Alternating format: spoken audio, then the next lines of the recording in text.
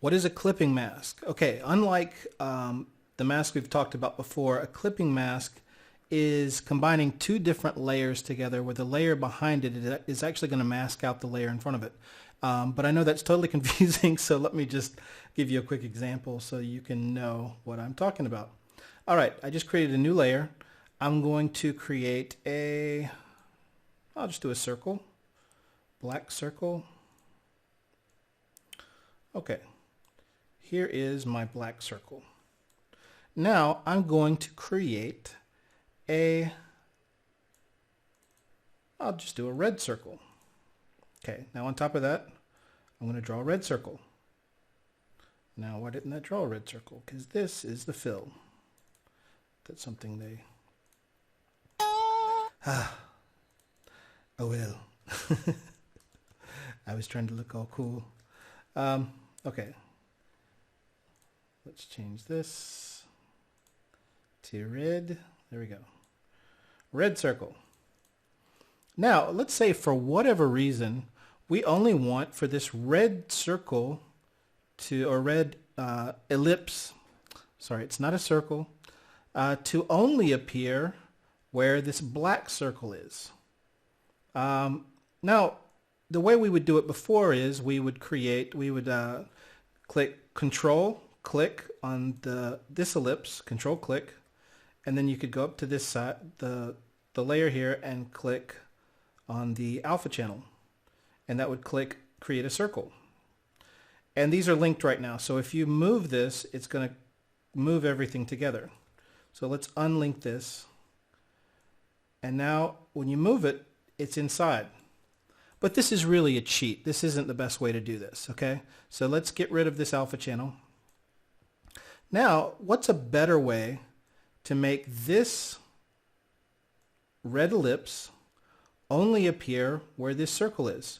Well, if you put your hand between these two layers and click on Alt, you will get this little box. It's a square with a little arrow pointing down.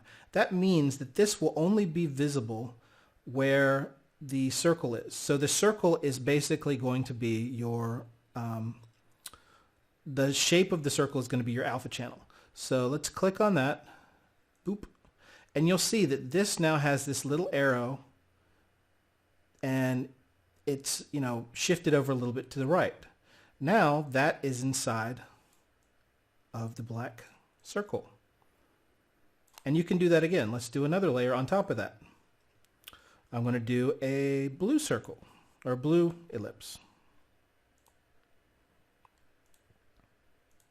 Bluish. There we are. Okay, now this is just sitting on top, but if we click on this guy again, we'll get the same square and the little arrow. Click on that, and now they're both inside of that. Okay? And you can move them, you can change which one is on top of which one. You can, change the opacity or the transparency. So why do you really need this? Well, you can use this in a lot of different ways, and I'm constantly finding out different ways to do this. Let me delete all this. And let me give you an example of what I do. For example, if I'm doing a web design, I will oftentimes have a slideshow. And so I'm just going to draw a red, well, let's do a black box. I'm going to do a black box that goes all the way across. And let's say this is our slideshow in the web design. Okay? And let's say I want a picture here. Now I can, let's go ahead and open, and we'll do some random picture here. Here we go. Okay, let's drag her up into, when you drag it up to the tab up here, then you drag her down, and she's now in this new picture. Okay, so let's hit Control T, make that smaller so she fits here.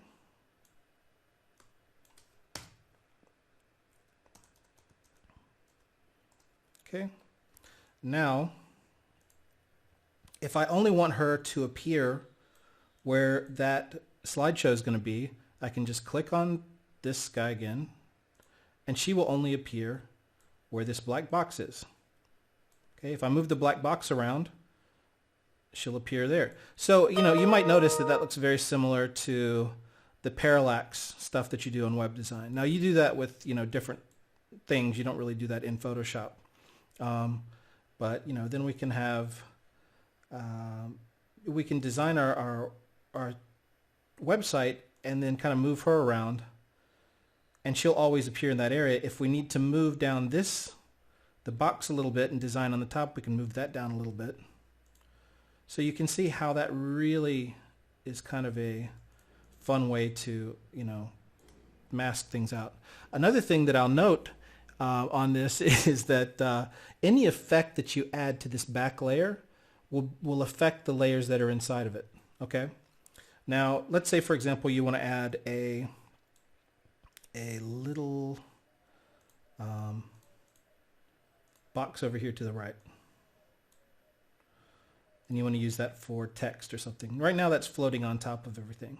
But if you add that, put that in the same layer mask, click on the middle guy. Now this will just appear inside. And then you can add text over there. You can move this around a little bit. You can change the opacity here.